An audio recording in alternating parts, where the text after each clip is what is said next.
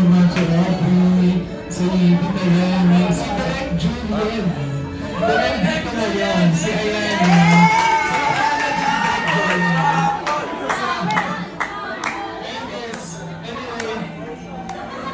Makinig kayo, susunod. Hindi, sobrang nagpapasalamat po ako sa inyo lahat kasi Sabi ko na sa couch. paulit-ulit ang sinasabi ko sa mga live ko. Paulit-ulit ang sinasabi sa mga whenever nagkakaroon kami ng interviews. Kasi guys, ano talaga, as in wala talaga akong self-confidence talaga ako. As in, wala akong bilog sa sarili ko. Ayan. Tapos mas lalo pa siyang na-intensify guys, alam niyo kung kailan. Yung walang confidence sa yung dream maker. Hindi yung dream maker, sabi ko. Kasi before, nung nasa school ako, parang nagpapadot ako, Sabot! Sabot! Sabot! Sabot! tapos guys, akala ko, pag-pagi na ako sa sarili ko.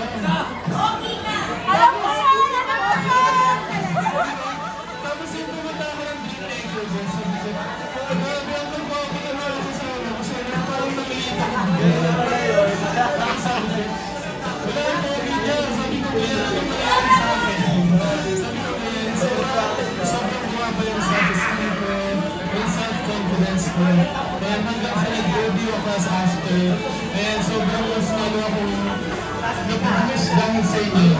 Kaya sa lahat ng mga nandito sa harap ko ngayon. Kaya maraming salamat po sa inyong lahat. Kasi actually hindi ko ma-expect na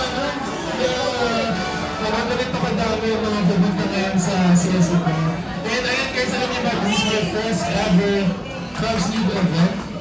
And I'm so happy, kanina kinakabahan niya ako. I'm so happy kasi first ever Cubs League event ko to. So event.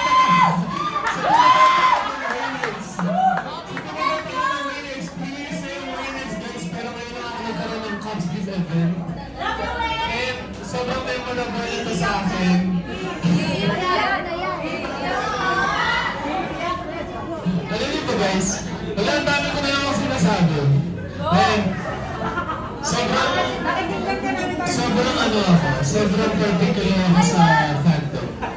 And alam ng Astro yan, parang minsan nga nasusobrang na daw ako sa fans companies. Kaya parang minsan na nasusobrang na daw ako sa pakikipag-interact ko sa mga creators. Pero I don't know, it's just me.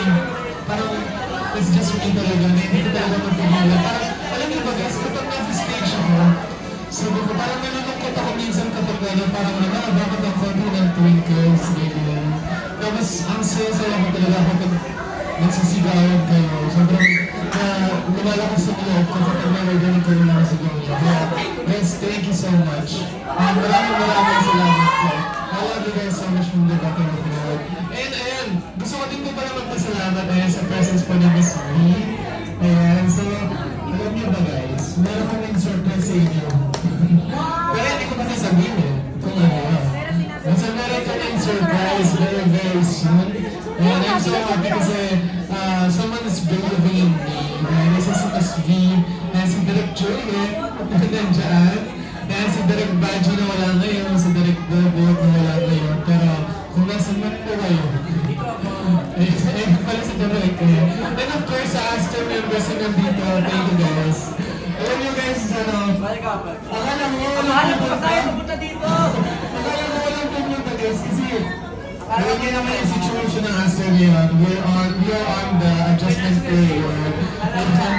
Ayan, kaya sobrang na-appreciate ko yung effort nyo na pumunta kayo dito. Kaya maraming salamat. Thank you so much, kayo. And kayo rin. Thank you so much. Kay Tita Remy, kay Julie, ayan, kay Amanda. Sa lahat po ng mga admins ko, thank you so much.